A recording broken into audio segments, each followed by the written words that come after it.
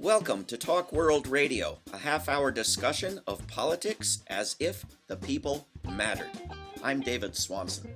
This week on Talk World Radio, we are talking about a new film called Neelan, Unsilenced. Our guest, Pitasanna Shanmugathas, is the director, writer, and producer.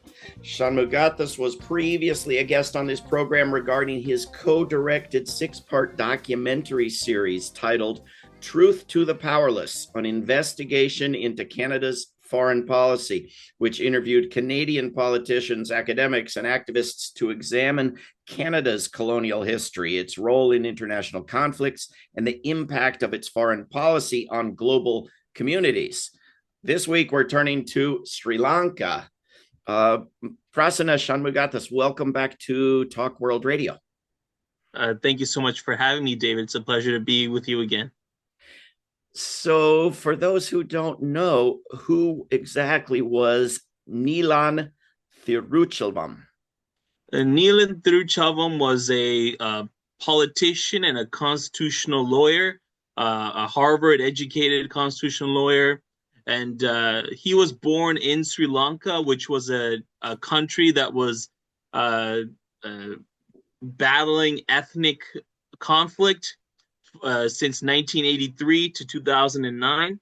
And Dr. Thiruchelvam, as a member of parliament and politician, put forward a bold constitutional reform proposal designed to address the grievances of the minority Tamil community as a way to peacefully resolve the civil war. The civil war in Sri Lanka began as a result of decades-long discriminatory policies by the majority ethnic Sinhala community in Sri Lanka against the minority Tamil community in Sri Lanka, located in the north and east of the island. So decades-long discriminatory policies, violent, brutal pogroms against the Tamil community, massacres, triggered a civil war in 1983. And Dr. Thiruchelvam believed that Sri Lankans of all ethnic groups, of all Sri Lankans, whether they're Sinhalese, Tamils, Muslims, Indian upcountry Tamils, we could all coexist in peace together under a united country. And Dr. Thiruchelvam, as a member of parliament in Sri Lanka, helped formulate the most progressive set of constitutional reform proposals designed to bring a peaceful end to the civil war. And in his quest to do so, he was killed by the Tamil separatist rebel group, the Liberation Tigers of Tamil Eelam, also known as the Tamil Tigers, who opposed his vision of a separate, of a united Sri Lanka because they supported a separate state. The film gives a lot of background to this crisis and origins and education of Neelan. The film can be watched in its entirety for free at neelanunsilenced.com. Neelan is Neelan, neelanunsilenced.com. He was born in 1944, and there were signs of this trouble before he was very old, right? That's right. So Neelan was born in 1944 in Colombo, the de facto capital of Sri Lanka. And Neelan was born in a very affluent family. His father was very politically active. So as soon as Sri Lanka gained independence from the British, Sri Lankan Tamils were immediately faced with a serious problem that because the majority Sinhala community had grievances because they felt that they were oppressed by the British and the minority Tamils were given preferential treatment, the majority Sinhala community, now that Sri Lanka is independent, they sought to retaliate by imposing discriminatory legislation, by sponsoring pogroms against the Tamil community.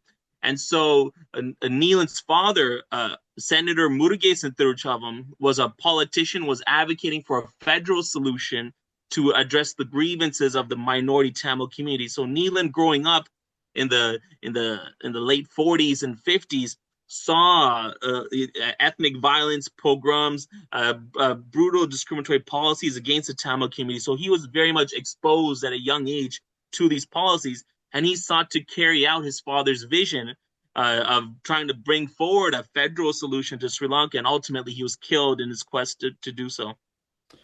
And Neelan was someone who came to this troubled country I'm in, the United States, to Harvard, both as a student and later as a professor, right? That's right. Neelan came to Harvard Law School to do his LLM, his Master's of Law, and also his PhD in law. And in at Harvard, he very much got exposed to um, Harvard being this renowned legal institution, got exposed to how there are across various countries in the world minority communities that are very much facing the same struggles that the Tamil minority were facing in Sri Lanka. So his while he was teaching at Harvard Law School, he very much sought to educate his students about the ethnic conflict in Sri Lanka, the rights of minorities, the need to live to coexist within a pluralistic societies whereby everybody's given rights, their civil rights are protected, the right to free speech, the right to practice their religion, their language, those rights are protected. So he very much, his understanding about minority rights was very much influenced by what he saw in Sri Lanka as a Tamil minority, and he sought to bring his understanding of minority rights to various regions across the globe. And the trouble was growing at this time, right? There was an armed conflict in 72. There was and he became a member of a commission in 76 or so, and then in 81 this library was burned with all these unique Tamil documents that someone in the film calls a cultural genocide. Can you talk a little bit about this period? Yeah, so in 1971, 72, there was something called the JVP uprising, which was the JVP were a communist Marxist party in Sri Lanka, and they decided to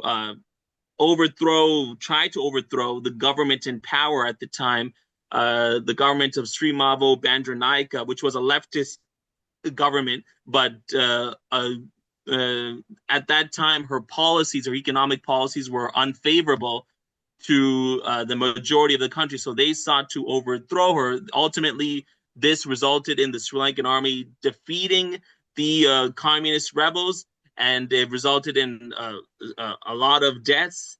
And at the same time, the Sri Mavo Bandaranaike government, they introduced a new constitution into Sri Lanka, which said that Sri Lanka is a unitary state.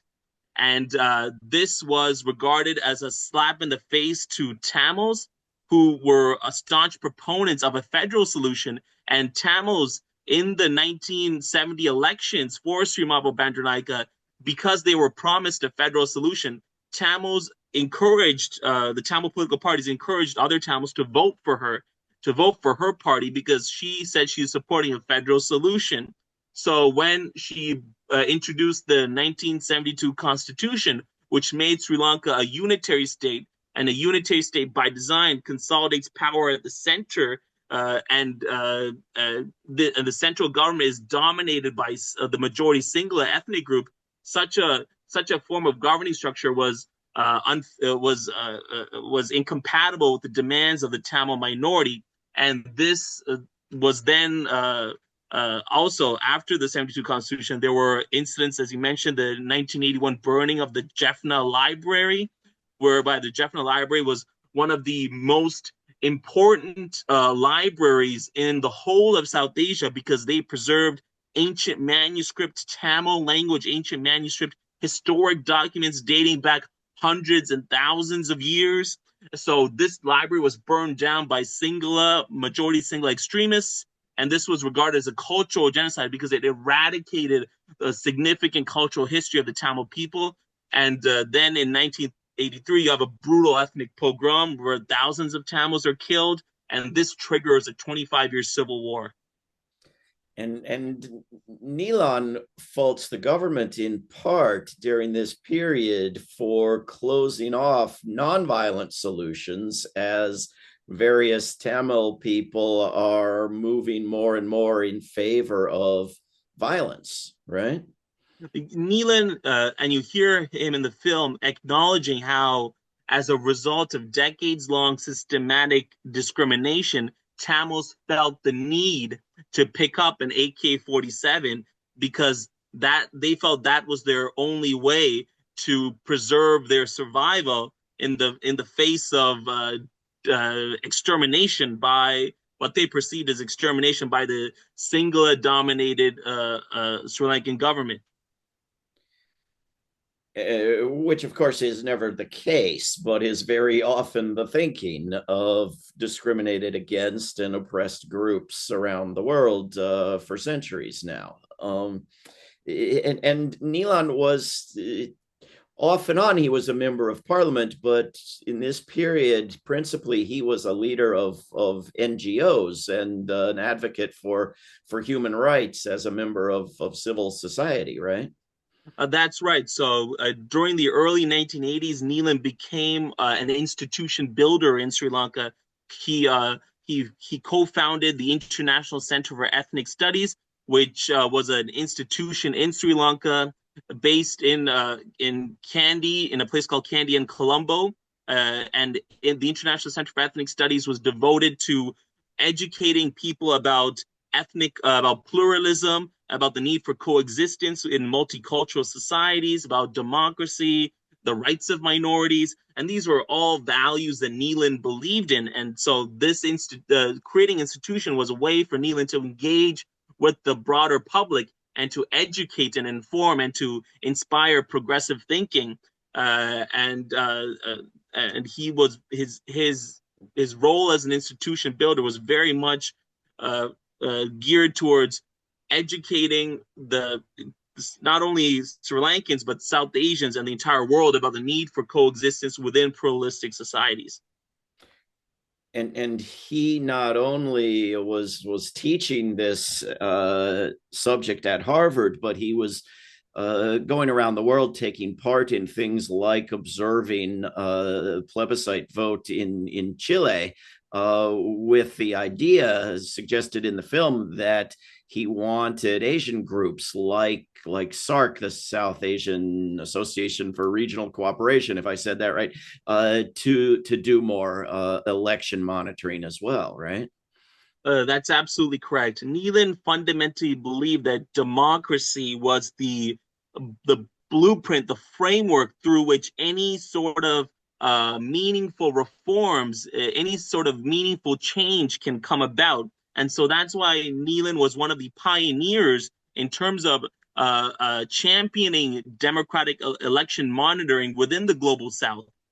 So Neelan did this most notably in Chile, where in Chile in 1988, I believe it was, there was a dictatorship. Augusto Pinochet had been installed by the U.S. government, the CIA forces, overthrew the democratic elected leader Salvador Allende and installed a brutal dictatorship of Augusto Pinochet, which was ruling the country for more than a decade. Thousands of civilians were killed, many abducted and missing. And so the Chilean people were, through grassroots movement, were pressuring for democracy, a meaningful change. So Pinochet agreed to a plebiscite, which would be an extension, a yes or no for an extension of his term. And Neelan was invited because of his renowned credentials as a constitutional scholar, his education in Harvard, his record as an institution builder. He was invited to oversee the vote counting for the plebiscite to help transition Chile from a dictatorship to a democracy. And this was something that Neelan believed democratic election monitoring was fundamental so that other societies, through democracy, through meaningful participation of all its citizens, can have an equal voice and equal say in how the government runs and how citizens can be represented by their government in terms of policies that are enacted. We are speaking with Pitasanna Shanmugathas, who is the director, writer, and producer of Neelan Unsilenced. And you can watch the film. I highly recommend it at neelanunsilenced.com.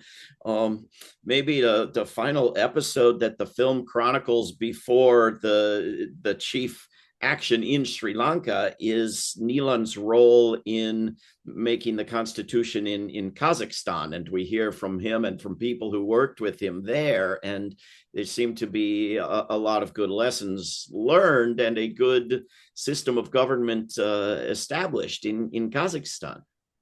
Yes, so Neelan, because of his credentials as an institution builder, constitutional scholar, he was invited by the Kazakh government. So Kazakhstan was part of the Soviet Union, and in the aftermath of the breakup of the Soviet Union, Kazakhstan found itself as an independent country, and they wanted a constitution that would prevent their country from being plunged into civil sectarian conflict, given that you had different ethnic groups in Kazakhstan. You had like ethnic Kazakhs, you had Chinese, you had Germans, you had all these different ethnic groups in Kazakhstan. And so Neelan was very much poised to deal with a country that had different ethnic groups, given his home country of Sri Lanka. So he was invited by the Kazakh government to give recommendations for what a new constitution for the country should have. And Neelan was in his recommendations, he was adamant that that the various groups, the various communities within Kazakhstan have autonomy at the local level to make decisions, that there not be central intrusion into their fundamental civil liberties, their rights to their language, their ability to practice their religion, their ability to associate freely. Those civil liberties should be protected. And those recommendations were very much informed by Neelan's history growing up in Sri Lanka and seeing what fundamental violations of civil liberties what can happen when those civil liberties are violated. A nation plunges into civil war. And in Kazakhstan, what was interesting is that Kazakhstan, although Neelan was a staunch proponent of federalism, you hear in the documentary through one of his colleagues that in Kazakhstan they couldn't adopt a federal framework because it would result in Kazakhstan, due to its the structural makeup of the society in various places, it would result in ethnic enclaves. And this may the government, the central government, feared this may result in there being splitting of the country. So as a result of that, they said that a unitary framework would be best for Kazakhstan, but they were adamant that there be autonomy at the local level, so local decision making among the various different communities is protected. And as you hear in the documentary, an overwhelming majority of Neelan's recommendations and that of his delegation were implemented in the Kazakh constitution. And when it came to Sri Lanka, Neelan's proposal, or that of him and colleagues in the government, was even more in the direction of local autonomy. It was a proposal in 1995 for 8 regions and a unification of those 8 regions, and one of which would be Tamil majority, and the Tamil language would be unofficial language of the country. Not, there wouldn't be just one official language. This was a proposal that's now looked back on as having been very well developed, right? Yes. So the August 3rd, 1995 proposals in Sri Lanka, which Neelan helped formulate, they were regarded at the time and even to date as being the boldest attempt to redress the grievances of the minority communities, which is what Neelan said when he was championing the proposals. And to date, 30 years later, they remain the most progressive. And the reason for that is the Union of Regions proposals, the August 3rd, 1995 proposals, they transformed Sri Lanka from a unitary state. Do you remember I mentioned the 1972 Constitution? They sought to do away with the unitary state and transform Sri Lanka into a union of regions, whereby power from the central government would be devolved to the various regions of Sri Lanka where the various communities reside, and they would be given significant autonomy in areas such as financing, policing, land. These were some of the most contentious issues among the Tamil minority communities. And it also sought to abolish the executive presidency, which was a very authoritarian mechanism in Sri Lanka, whereby rule is consolidated within one individual. So in many respects, those proposals were the most progressive and the most far-reaching Sri Lanka has ever had. And it would have given significant rights to the Tamils, not only to the Tamils, but the Muslims, as well as to the Sinhala politicians at the regional level who had no real autonomy to govern because of the centralized nature of the unitary state. And the problem one senses in the film is principally, or a major part of the problem is of communication, of propaganda, of the Tamil people not knowing about this proposal. And there's a man in the film who talks about various public events that were done, never reported in the media. And so the Tamil leadership that wanted violence and wanted independence and wanted separation didn't present this as existing at all, or as an alternative to the public. Is that right? That's unfortunately correct. And the reason for that is when Neelan helped formulate these proposals, you have to remember that Neelan was a member of the Sri Lankan Tamil minority community, and he was advocating for a political solution whereby all the different communities in Sri Lanka can live in a united Sri Lanka. So he was opposing the Tamil rebel group, the LTTE's choice for a separate state for the Tamil people. And because he was opposing their decision for a separate state through his involvement in formulating these proposals, the LTTE, the Tamil Tigers, sought to stifle any media coverage within the territory that they dominated about the proposals, because they didn't want Tamil people to see that there is actually a practical, a feasible way in which the various communities in Sri Lanka can live together in peace. And that's what Neelan showed. Neelan showed a practical, feasible way in which the various communities in Sri Lanka can live together in unity and have a degree of autonomy. And to this, and this to the LTTE, the Tamil Tigers, who believed in a Tamil state, an ethnically homogenous state where Tamils reign supreme.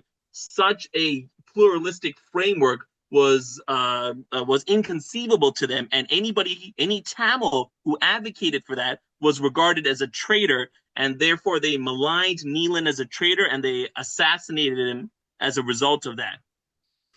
So he was killed in 1999, but the solution remains available, right? We just have a few minutes left, but if you can talk about what's happened since, because it seems a sort of solution like the Minsk agreements that was a good idea for Ukraine, like to give local people significant autonomy while maintaining some sort of federalist unity, seems a solution that can make sense in a lot of places. So what has happened since he was killed?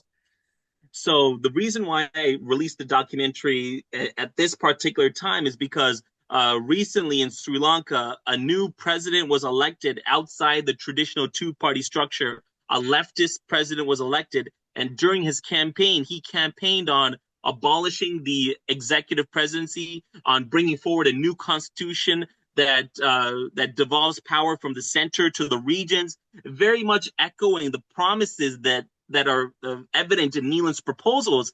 And President Dissanayake won a supermajority in parliament, which means he has a greater than 2/3 majority, which means that he can easily implement constitutional reform. And the problem that Neelan had is that Neelan's the president at the time didn't have a 2/3 majority. So right now we're at a crucial period in Sri Lanka where we have the ability, the political means to implement a progressive constitution that addresses the grievances of the minority communities, that fundamentally alters the unitary, centralized, majoritarian structure of the Sri Lankan state. And that's why I released this documentary, so it can educate and inform people about the flawed nature of Sri Lanka's governing structure and about Neelan's proposals, which sought to rectify those flaws and which to date remain the boldest and progressive attempt to redress the grievances of the minority communities on the island. The film, again, is at neelanunsilenced.com, Neelan unsilenced.com, and everyone should watch it. Is the film being screened in Sri Lanka? Are people watching it? The majority of the viewers of the film, I'm glad to say, are from Sri Lanka, and the film is being watched. It was mainly made to be watched online, so it hasn't been screened yet, but we're certainly open to screening it. The primary reason why I released this film is that so it could educate Sri Lankans about the constitutional proposals that Neelan advocated and why we need those proposals now and why we have this rare political opportunity with the supermajority under the current president to implement them. Do you have family from Sri Lanka? Do you know a lot of people in Sri Lanka? Oh, absolutely. So my family, they're Sri Lankan Tamil, and we have family in Sri Lanka who were affected by the civil war, who were killed as a result of the civil war. So definitely the grievances for constitutional reform are very much felt by my family, as well as my Sinhala friends and my Muslim friends and my Tamil friends in Sri Lanka as well. The need for constitutional reform and the political grievances are still very much the same as they were when Neelan was killed in 1999. Nothing in that respect has changed. We are speaking with Pitasanna Shanmugathas. It seems to me a film with lessons for people wherever they are in the world, not just Sri Lanka. So I hope people will be watching it everywhere. We've got just less than a minute left. Can you tell people how to keep up with your work, get in touch with you, follow your filmmaking? So you can follow me on my Twitter handle, my X handle, which is just my first name, Pitasanna. And I usually share articles that I've written about human rights abuses of the rule of law, as well as my documentary filmmaking work. I often share it there. So you can follow me on there. Wonderful. We have been speaking with Pitasanna Shanmugathas, and the film again is Neelan Unsilenced, neelanunsilenced.com. It was news to me. I learned a lot. I highly recommend it. Pitasanna, thank you very, very much for doing this work and for coming on Talk World Radio. Thank you so much again, Dave, for having me. It's been a pleasure. This is Talk World Radio. I'm David Swanson. Take action at rootsaction.org. Help end war at worldbeyondwar.org. Read or listen to today's Peace Almanac entry at peacealmanac.org. All past shows can be heard at talkworldradio.org. Talk World Radio is produced in Charlottesville, Virginia, and syndicated by Pacifica Network. There is no way to peace. Peace is the way.